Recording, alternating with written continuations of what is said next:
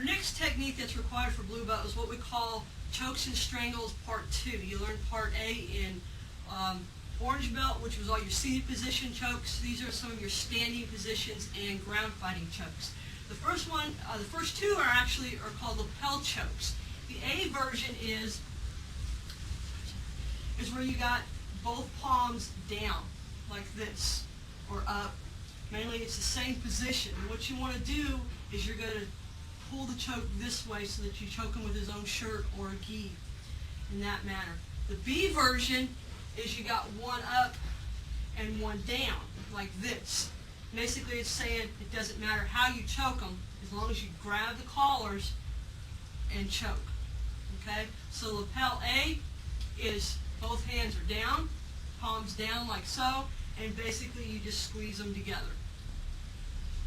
Lapel B, you got one hand up and one palm facing down.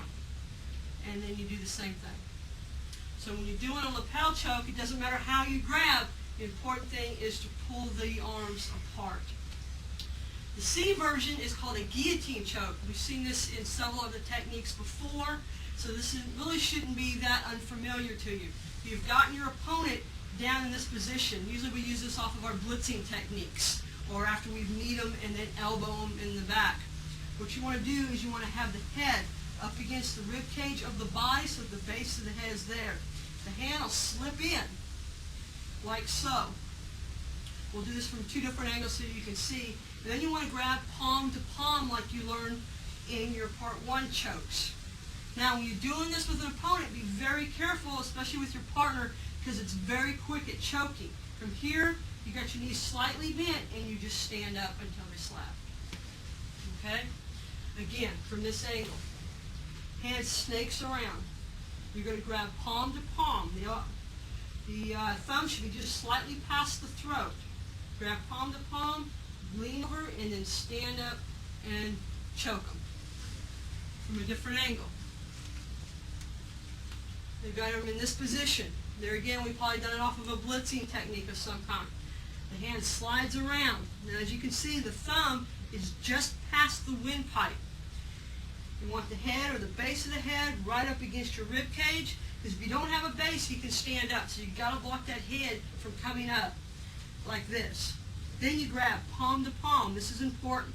If you grab like this, your fingers can come loose. This way they cannot. You have a better grip.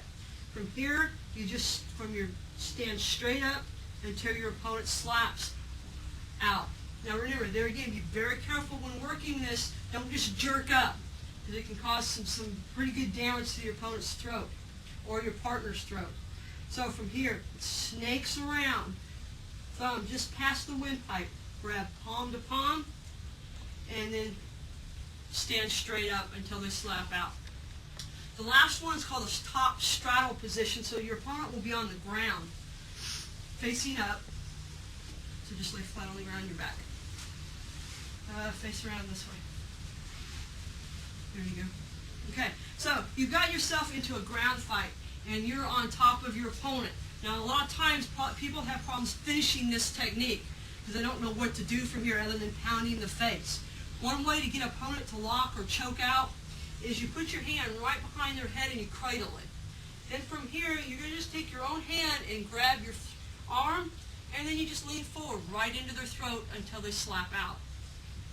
Okay, again, you cradle the arm, you grab, and then from here, your forearm is going to go right across their windpipe.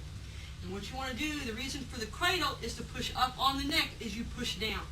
So from here, you kind of put your hand out of the way so they can't strike with the arms, and lift up and put your weight onto that throat. And that's a top straddle choke. Those are your new chokes and strangles to work with throughout the rest of the system, as well as the ones you have for orange belt.